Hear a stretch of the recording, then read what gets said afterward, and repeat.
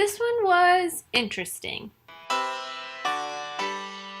Hey, I'm Amy and welcome back. Today I'm going to be talking about the new Coen Brothers movie, The Ballad of Buster Scruggs, which is on Netflix. It seems weird, but we're gonna roll with it. I did not watch any trailers for this movie. I don't know why. I saw them on YouTube. I just never watched them, but I had heard about it. I heard some good things about it, and I do enjoy a Coen Brothers movie every now and then.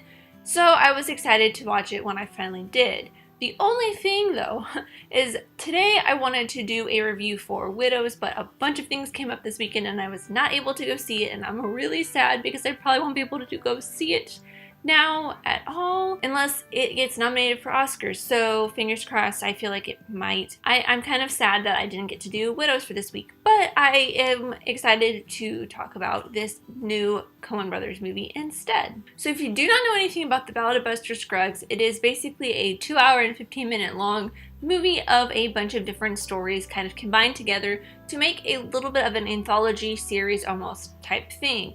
It would seem like this would fit much better as an anthology series with each separate short story as its own episode. Granted, each story is a different length. They're all kind of different and they just combine to make this one long feature-length film, but it's basically just 2 hours of short Coen Brothers movies. I do like that each little story is a great way, it's a very short and bite-sized way for the Coen Brothers to showcase their filmmaking style, their writing style, all of that kind of stuff. But after a while, some of it just got to be a little bit too much. Like, I know a Coen Brothers movie can get very dark at times, but some of these were just a little bit over the top. I mean, not over the top, but it just got to be a little bit boring, a little bit too much after probably the second or third one. Well, actually, maybe after the third one. I really loved the first short story. It's actually the titular story, The Ballad of Buster Scruggs, and it is probably the funniest. The rest of them are not very funny. They're not particularly funny, and The Ballad of Buster Scruggs is just very off the wall. It's very just kind of a little bit almost of a spoof on the regular Western movie, and it's just different. It's very Coen Brothers, I guess you could say. So yeah, there's that. And it reminded me a lot of my personal favorite Coen Brothers movie, Barton Fink. It is one that I don't think gets enough love or attention. I absolutely love it. It stars John Goodman and John Turturro, and it's just, I think it's really funny. If you haven't seen Barton Fink, I definitely recommend checking it out, especially if you enjoyed the Ballad of Buster Scruggs part of this entire anthology. But after The Ballad of Buster Scruggs, they turn very serious in a way. There is a lot of bloodshed. Okay, this is kind of getting into spoilers, but this happens in pretty much every single Coen Brothers movie. There's a lot of death, there's a lot of blood, there's just a lot of kind of sad stuff, if I guess you could say that makes any sense. But it's just a lot of sad, and it's just, it gets a little bit depressing after the third one. The third one is very, very sad. Okay, so I'm gonna get a little bit into spoilers here. The second one that stars James Franco was a little iffy for me. At that point, I was just like watching it a little bored. I was just like, okay, it's just like any other basic Western movie with a shootout, a bank robbery, and a cowboy who gets hanged from a horse. A little bit of spoilers there. But the one after that, the third one, it gets very depressing, and I actually kind of liked that one, which it's about a boy who, well, I guess he's a man who, it stars Liam Neeson, kind of going all over the place. Okay, so the third one is about a man who has no arms or legs, so he has kind of become a sideshow attraction, traveling through these Old West towns, and he's tended to by the showrunner, who is played by Liam Neeson, and you see how they handle their day-to-day life, how Liam Neeson's character feeds this man, how he helps him go to the bathroom, and how he helps him put his makeup on and get him ready for the show, and how the show kind of goes on. And it gets very depressing at the end, and finally, like, the people who start to watch them starts to dwindle and they start not making as much money, and then Liam Neeson's character sees that there's a better opportunity and he takes that. And then the man with without the arms and the legs, his, he's not really needed anymore, so, he gets killed.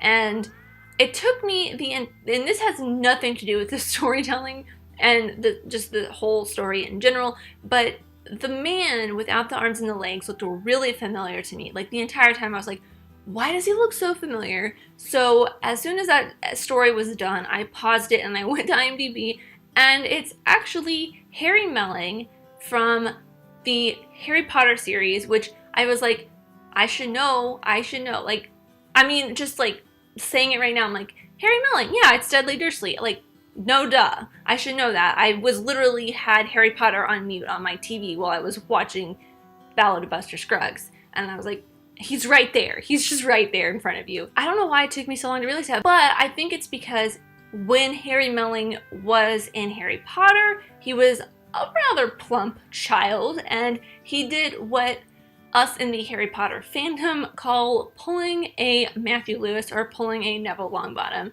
and got a lot more attractive, because Matthew Lewis got a lot more attractive as the movies got on, but Harry Melling lost like hundreds of pounds and he got very skinny and a lot better looking to me personally. That's just me. But it was very weird for me to see him in this. Not weird to see him in this, but it was just weird for me to see him in not a Harry Potter movie and not being very overweight Dudley Dursley. But fun fact, I thought that I'd throw that in there. But this story was, like I said, very depressing, and it was just, I didn't know how much of it I could take, and I was like, if the rest of this is like this, I don't know if I can go on. And the rest of them were kind of like that. There, I think, are 5 stories overall. This one was probably the most depressing. The 4th one feels like it would be very true to life. It is about the gold rush, and it's about this old prospector kind of digging in this canyon to find gold, and then he gets shot in the back, and then there's a tussle, and it feels very true to life of what would happen during the gold rush. And then for the 5th one, it stars Zoe Kazan, and that one was probably my 2nd favorite overall, because it told a really, really great story. And maybe if it was drawn out into a feature length, maybe not maybe like up to 2 hours at the most, it would have been a very interesting story if they had more time to tell more of it. But what they fit into the probably 20 to 30 minutes length that this story was really great. I really enjoyed the story. And I mean, of course, like all of these, the end is kind of depressing, very sad. Like, even the Ballad of Buster Scruggs had a very depressing ending. The last one, not so much. It just had a very weird ending. And by the time I got to the last one, even though it stars Brendan Gleeson, who is Mad-Eye Moody in Harry Potter, I'm just making all the Harry Potter references today. Even though it stars Brendan Gleeson, it was so hard for me to really get into it, because by this point I was really bored, and I was just like, let's just, can we keep going? Can we keep going? And I feel like that one probably would have been if I had just watched that on its own. Like, if this had been broken out into a anthology series with each story being its own episode, and I had watched this one on its own and not just in a complete almost 2.5 hour time span, because I kept stopping and getting other things to eat or drink or whatever, instead of just sitting there watching this all the way. Wow, losing my voice. Anyways, where was I? Instead of just sitting there watching this all the way through, I feel like I probably would have enjoyed the last one as much as I enjoyed the Ballad of Buster Scruggs and the one with Zoe Kazan. But it's just, the one with Zoe Kazan, I really like the story. I feel like that one was probably the strongest story-wise, but overall, I feel like it just, take it or leave it. It depends on your taste. If you like the Coen brothers, you probably would like this. If you like westerns, I feel like you would like some of these, but they are very bleak in the end. Overall, though, I thought this was a great way for someone who is not super familiar with the Coens to kind of get a bite-sized taste of what they do, because each story shows a little bit different perspective on the Coen brothers' storytelling and filmmaking abilities. The cinematography in all of these is very understated, but it's really great, just like within every Coen brothers movie. It definitely has the Coen brothers touch, especially in the last one. It definitely has a very Coen brothers color grade to it.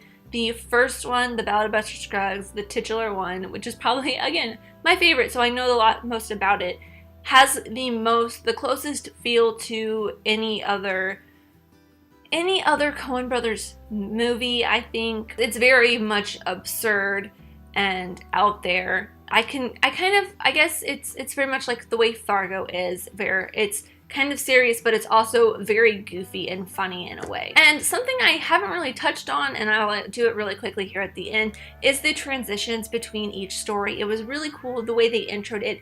It's told in like a storybook fashion, the way like the beginning of Shrek or like Snow White, Sleeping Beauty, old Disney movies, like old maybe classic westerns, are told where it opens the story and you see a picture and you kind of see a little bit of writing that explains it or starts off the story, or puts you, if you sit there and actually read it, puts you in the place of where this story is going to be told, where it's starting, and then when it closes off each story, it kind of gives you a little bit of paragraph, if you sit there and read it, that closes off the story at the end.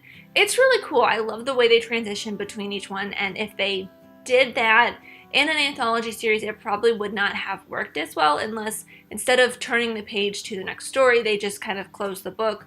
Or, I mean, if Netflix had some way to transition quicker than they do between episodes, that probably would have helped along the way with like a binge watching situation. But overall, this rewatch score for this, I would probably give it a Netflix anyways, not just because it's on Netflix, but if this was a movie in theaters, which I believe it is in select theaters currently, I feel like it, one, would not be a very good theater going experience, although I do feel like this is a very great way for directors or filmmakers. Hi, do you want attention?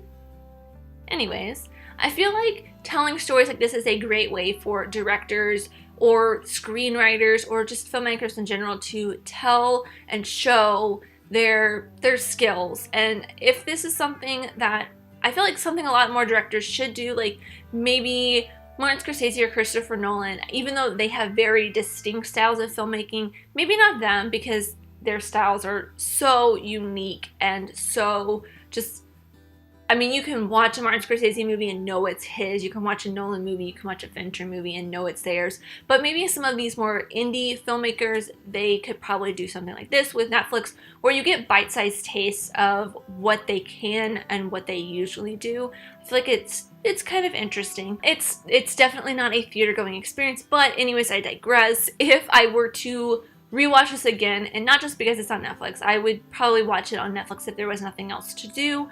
I would maybe even give it a TV. Well, it's not as bad as a TV. I would not rent this if it was on like Blu-ray or anything, and I definitely probably would not add it to my collection because I probably won't ever watch this again.